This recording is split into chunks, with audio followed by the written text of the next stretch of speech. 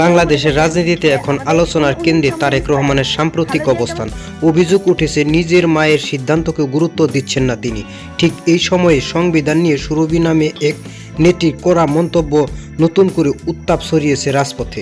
সম্প্রতি এক সংবাদ সম্মেলনে সুরভিকে প্রশ্ন করা হয় সংবিধান ছুঁড়ে ফেলা প্রসঙ্গে। তিনি সোজাসাপটা উত্তরে জানান, জনগণের আকাঙ্ক্ষা যদি সংবিধানের সঙ্গে সাংঘর্ষিক হয় তবে সেই সংবিধান পরিবর্তনের দাবি তোলা অযৌক্তিক নয়। তার এই বক্তব্য সোশ্যাল মিডিয়ায় ভাইরাল। জনগণের সরকার ক্ষমতায় আসবে সেদিন এই ৭২ সংবিধানকে ছুঁড়ে ফেলে দেওয়া হবে।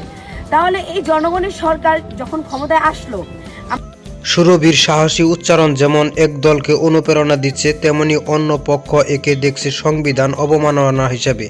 সাধারণ মানুষের প্রশ্ন, দেশের ভবিষ্যৎ কোন পথে? রাজনৈতিক সংকট কি তবে আরও ঘনীভূত হচ্ছে? এদিকে রাজনৈতিক মহলে গুঞ্জন উঠেছে দলের ভেতরেও মতভেদ চরম পর্যায়ে। দলীয় প্রধান বেগম খালেদা জিয়ার পরামর্শকেও নাকি পাশ কাটিয়ে চলছে ভারপ্রাপ্ত চেয়ারম্যান তারেক রহমান। সংবিধান রক্ষা নাকি নতুন সংস্কার, এই দ্বন্দ্বে বিভক্ত হয়ে পড়েছে রাজনৈতিক বিশ্লেষকরাও।